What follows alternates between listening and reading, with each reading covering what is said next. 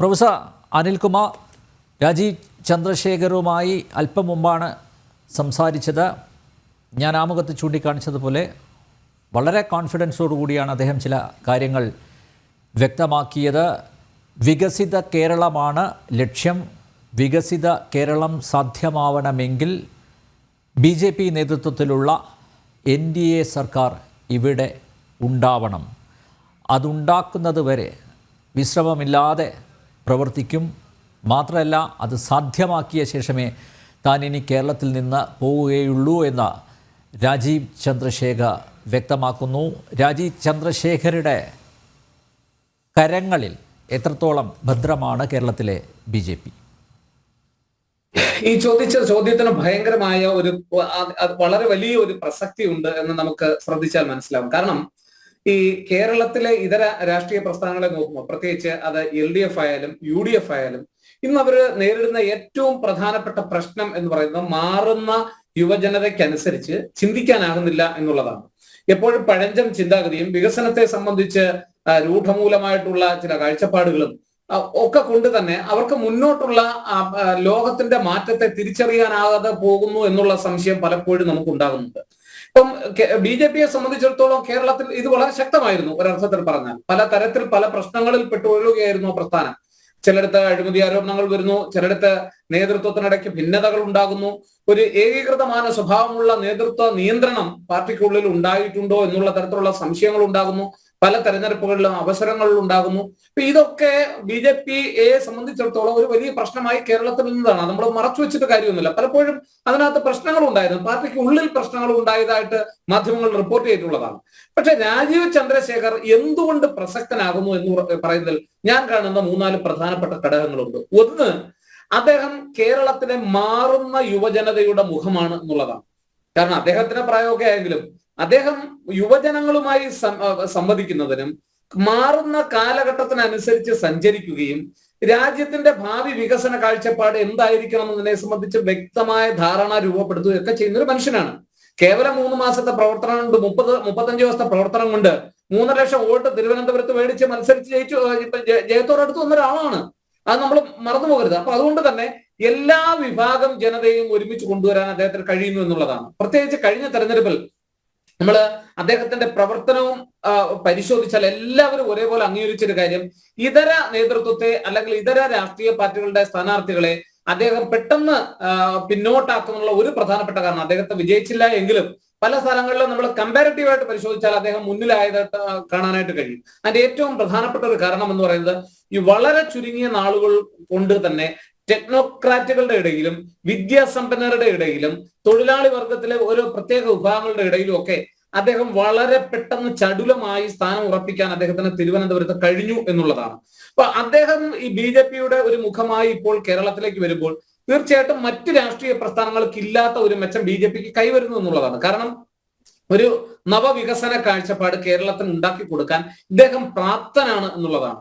അത് അദ്ദേഹം സ്വീകരിക്കുന്ന ചില മെത്തേഡ്സ് അല്ലെങ്കിൽ മാർഗങ്ങൾ വളരെ വ്യത്യസ്തമായിരുന്നു. നമ്മൾ പഴഞ്ചനായിട്ടുള്ള സിദ്ധാന്തങ്ങളോ പാർട്ടി ക്ലാസ്സുകളിൽ ഇരുന്നുകൊണ്ടുള്ള തീരുമാനങ്ങളോ AC റൂമുകളിൽ ഉണ്ടായിട്ടുള്ള തീരുമാനങ്ങളോ ആയിരുന്നില്ല അദ്ദേഹത്തിൻ്റെത്. അദ്ദേഹം മറിച്ച് ഓരോ പ്രദേശത്ത് മീറ്റിങ്ങുകൾ വിളിക്കുകയും അവരുടെ ആവശ്യങ്ങൾ ചോദിച്ചറിയുകയും ആ പ്രശ്നങ്ങളിൽ അവിടെ നിന്നുകൊണ്ട് ഇടപെടാൻ ശ്രമിക്കുകയും അവിടെ നിന്ന് നയരൂപീകരണം നടത്താൻ ശ്രമിക്കുകയും ഒക്കെ ചെയ്യുന്ന ഒരു കാഴ്ച നമ്മൾ കണ്ടതാണ്. അതൊരു പക്ഷേ ഈ പാർട്ടിയുടെ നേതൃത്വത്തിലേക്ക് എത്തുമ്പോൾ അദ്ദേഹം എത്ര ഫലവത്തായി അത് ഉപയോഗിക്കുന്നു എന്നുള്ളതാണ് ഒന്നാമത്തെ കാര്യം. രണ്ടാമത്തെ കാര്യം, അതാണ് ഞാൻ പറഞ്ഞ യുവജനതയുടെ മുഖമായി അദ്ദേഹം വരുന്നു എന്ന് പറയാനുള്ള കാരണം അതാണ്. രണ്ടാമത്, അദ്ദേഹം മാറുന്ന കാലഘട്ടത്തിനനുസരിച്ച് ആ കാഴ്ചപ്പാടുകളെ പിന്തുടരുന്ന ഒരാളാണ്, ഒരു ടെക്നോക്രാറ്റാണ്. അദ്ദേഹം വളർന്നു വരുന്ന സാങ്കേതിക രംഗത്തെ, സോഫ്റ്റ്വെയർ രംഗത്തെ ഉണ്ടാകുന്ന നൂതനമായ മാറ്റങ്ങളെ കുറിച്ച് ആരും പറഞ്ഞ് ബോധ്യപ്പെടുത്തി കൊടുക്കേണ്ടുന്ന ആളല്ല. അദ്ദേഹത്തിന് കാര്യങ്ങൾ കൃത്യമായിട്ട് അറിയാം. അത് അദ്ദേഹത്തിന്റെ ഒരു അഡീഷണൽ പ്ലസ് പോയിന്റ് ആണ്. ഒരുപക്ഷെ ഇതര രാഷ്ട്രീയ പ്രസ്ഥാനങ്ങൾക്ക് ഇല്ലാതെ പോകുന്ന, ഇപ്പൊ സോഷ്യൽ മീഡിയയിൽ കാണിക്കുന്ന ഒരു കാര്യം ആഡ് ചെയ്യാം. അതായത് അദ്ദേഹമായിട്ട് സംസാരിച്ചപ്പോൾ അദ്ദേഹം ആവർത്തിച്ച് പറഞ്ഞൊരു കാര്യം, അതായത് നമ്മുടെ കുട്ടികളാണ് നമ്മുടെ സമ്പത്ത്, അഭ്യസ്ത വിദ്യരായിട്ടുള്ള ചെറുപ്പക്കാർ, അവരാണ് നമ്മുടെ സമ്പത്ത്, കേരളത്തിൻ്റെ സമ്പത്ത്. പക്ഷേ നിർഭാഗ്യവശാൽ ഇവിടെ തൊഴിലവസരങ്ങൾ ഇല്ല. അതുകൊണ്ട് അവർ കേരളം വിട്ടുപോകാൻ നിർബന്ധിതരാകുന്നു. അവരെ ഇവിടെ നിലനിർത്തുക, അതാണ് എൻ്റെ മറ്റൊരു ദൗത്യമെന്നുകൂടി അദ്ദേഹം പറഞ്ഞിരിക്കുന്നു. അദ്ദേഹം അത് ഞാൻ ഇപ്പോഴും ഓർക്കുന്നു. അദ്ദേഹം കഴിഞ്ഞ തെരഞ്ഞെടുപ്പ് ക്യാമ്പയിനിൽ അദ്ദേഹം നടത്തിയ ഒരു പരിപാടി ഞാൻ നേരിട്ട് കേൾക്കാനിടയായ ഒരു വ്യക്തിയാണ്.